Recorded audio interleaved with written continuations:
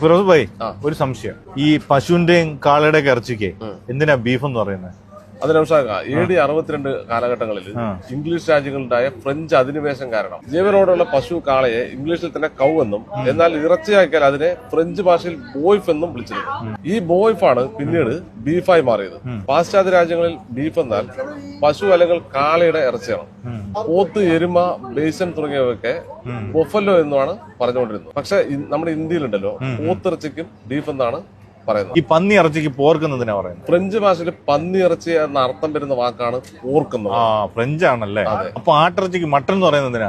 മട്ടനും ശരിക്കും ഒരു ഫ്രഞ്ച് വാക്കാണ്. അത് ശരിയാ. ഈ മട്ടൻ എന്ന് പറയുന്ന ആടുകളെ സൂചിപ്പിക്കുന്ന വാക്കാണ് മട്ടൻ എന്നുള്ളത് ഫ്രഞ്ച് ഭാഷയിൽ. പിന്നീട് ഇംഗ്ലീഷ് ഫ്രഞ്ച് നടത്തിയ അധിനിവേശം കാരണം ആട്ടിറച്ചിക്ക് ഇന്ത്യ, പാകിസ്ഥാൻ, നേപ്പാൾ, ബംഗ്ലാദേശ് തുടങ്ങിയ സ്ഥലങ്ങളിൽ ആളുകൾ മട്ടൻ എന്ന് ഉപയോഗിച്ചു തുടങ്ങി. അപ്പൊ മൊത്തത്തിൽ ഫ്രഞ്ച് മയമാണ്. അതെ, ഫ്രഞ്ച് ഇതിനകത്ത് ഉൾപ്പെട്ടിട്ടുണ്ട്.